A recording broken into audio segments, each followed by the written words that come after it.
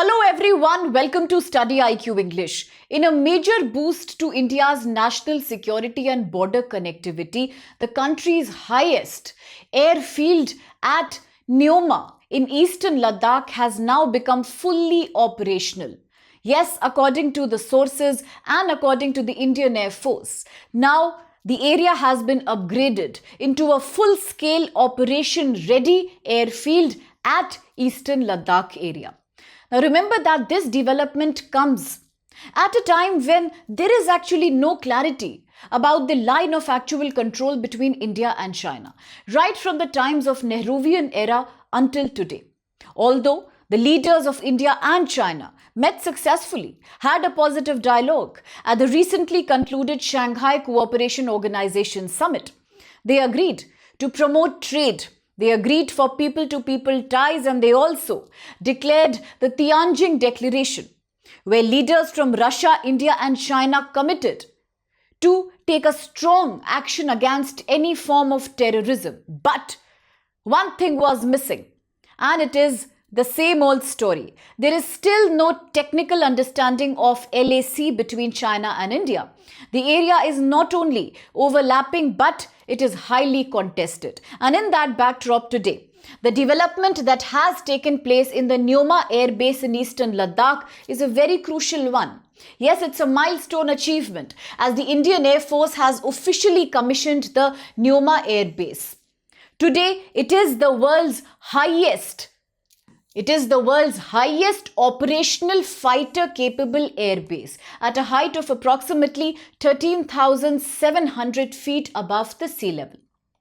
Let's also remember that the Nyoma region is located in the Chanthang area of eastern Ladakh, and it is very close to the sensitive line of actual control.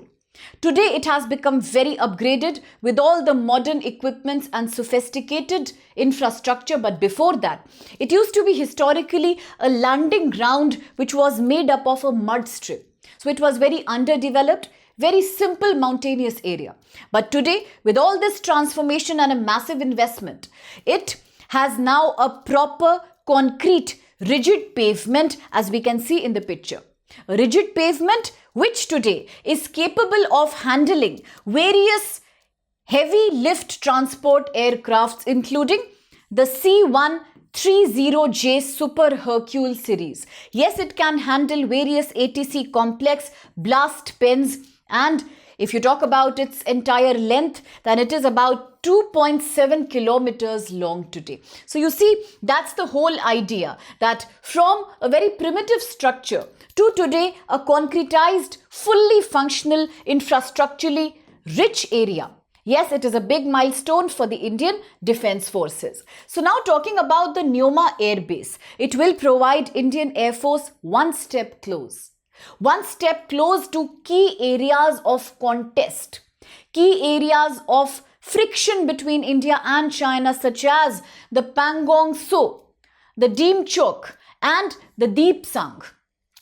This revamp will also enable the Indian government for faster induction of troops. It will enable India to supply weapons, all kinds of logistical support, all kinds of surveillance and information, and every kind of help, even in this critical altitude, at this height, if at all an emergency takes place tomorrow. So for any future emergency, for any future conflict, intrusion by China, immediately a prompt help will be supplied, whether it's in the form of weapons, whether it's in the form of troops themselves. No more delay. In the case of any emergency, despite the fact that this is a very high altitude area, and that's the benefit behind today upgrading and investing in this air base here. Now, Nyoma will also operate along with many other existing air bases and airfields, such as the one at Leh, Kargil, and the Daulat Beg. All of these together will create a very dense network of advanced air assets, all in Ladakh. So remember, it's not a stand-alone development. It is a part of a denser network in Ladakh. With that, let's also remember China is not one country which will observe everything quietly. After all, whether it's your Malabar exercise with Quad or whether it is about signing the latest BrahMos deal with Philippines or today with Vietnam, the idea is to make sure Chinese aggression can be controlled. So if China cannot stop from its expansionism in the sea, then similar applies in the case of LOC as well. And China has therefore also responded by simultaneously constantly upgrading its infrastructure along the line of actual control. China is deploying additional fighters here, including J-20 stealth aircraft. Yes, China is also creating platforms here. Drone bases in areas such as Hotan, Kashgar, and then you have the Bangda. All these are critical. Remember, these are strategic points. All these are very strategic because they are all located in various air bases in the Tibet Autonomous Region, the TAR. It is also overlapping with the Xinjiang Uyghur Autonomous Region. Now, whenever we talk about the Xinjiang Uyghur area, remember it is also one area in China that is often in the news with regards to ethnic violence, with regards to ethnic marginalization of various Uyghur communities in this region done by the Chinese government. So that's why do remember that all these bases from China are also in a very, very geo-strategic point. All of these in the Tibet Autonomous Region plus also the Xinjiang Uyghur Autonomous Region. At the same time, all these bases are very, very close to the line of actual control with India. So therefore, today from either side, there has been a clear-cut military upgradation at a time when there is no formal understanding of the LAC. Yes, it's a very, very controversial situation if we look at it from a defense standpoint. But then if we see that it is another feat for the Indian government and Indian forces in the light of becoming Atmanirbhar, in the light of becoming a country that is strong enough to seal and properly, systematically defend its border areas against China, it is a great milestone indeed. And now, as all these developments are taking place, there is one more happening. Now, this is happening in Arunachal Pradesh, and it is known as the PPP. Yes, Poorvi, Prachand, Prahar. Whenever I say PPP, a lot of people may assume it is a word we often use for private-public partnership, but I'm sure my students don't think like that. Because I often use the word PPP when I try to make you remember, to make you learn Article 25 of the Constitution, that is at the heart of the debate on India's secularization and secularism. So we often talk about it with regards to the UCC, Uniform Civil Code, Article 44 of the Constitution. So those students who are taking the news class with me should remember Article 25 is also PPP. Why is it PPP? I think they will understand, and for those who want to learn, think about it. Why do we call it PPP? Okay, now coming back to the topic on this military exercise here. So Poorvi, Prachand, Prahar is happening in Arunachal Pradesh. Yes, it is about joint initiative. It is about interoperability of the Indian Air Force, the ITBP, plus many other units who are all participating here in Arunachal Pradesh, in an area called the Mechuka area.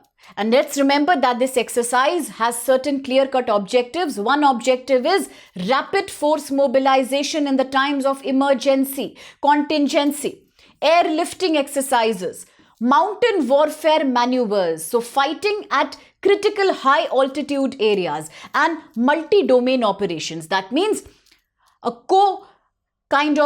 multi-effort, a kind of joint operation tactic by the Indian Air Force and many other wings of the defense forces, validating India's ability to protect and to project the right force at the right place at the right time. So definitely it's all about military empowerment and upgrading of defense tactics. So that's in the news right now. Quickly to the question now. Question says, consider the following statements regarding India's posture along the line of actual control with China. 1. The Nyoma Airbase in eastern Ladakh is located about 35 kilometers from the LAC, and today it has been upgraded with a 2.7 kilometers rigid pavement.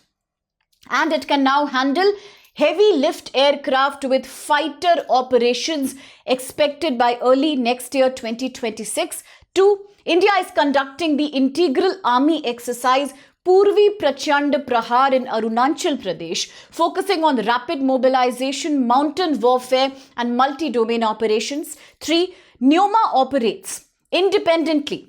It is an independent unit and it is not integrated with other air bases in Ladakh such as Leh, Kargil and others. So which of these statements then is valid or are valid? You can let us know your answer in the comment box, and if you know something, you have a perspective about this topic, you have to say something about Article 25, you want to talk about other such interesting abbreviations that we use to learn various important current affairs, do let me know in the comment box. If there is a topic that you enjoy, which fascinates you, and you want me to bring that to you for UPSC, you can definitely let me know and I shall bring that. And now, quick reminder for those who are writing UPSC Prelims 2026, here's the great opportunity. Because 15th November the sale ends for Success in Prelims initiative. It provides you a crash course. It's an intensive training that we are providing to you for clearing your prelims exam next year by training you thoroughly, by teaching concepts, classroom notes, timetable, MCQ, PYQ, CSAT. All of that included only at 4999. And if you want to enroll, here's the code. Code SPLIVE and enroll for the course. Ensure your success in the prelims. Then for those who are writing the exam in 2027, an attractive price of 18999 only. And what are you getting? All GS subjects, all news, all current affairs, heavy discount on optional, all languages included. The batches are morning, evening, weekend. Similarly for 2028, at only a price of 32999, you get all the GS courses, more than 15 months of thorough coaching. How can you enroll for that? Code SPLIVE. And all these sales are ending on 15th. So make sure you enroll in the sale course of your choice. Thank you so much.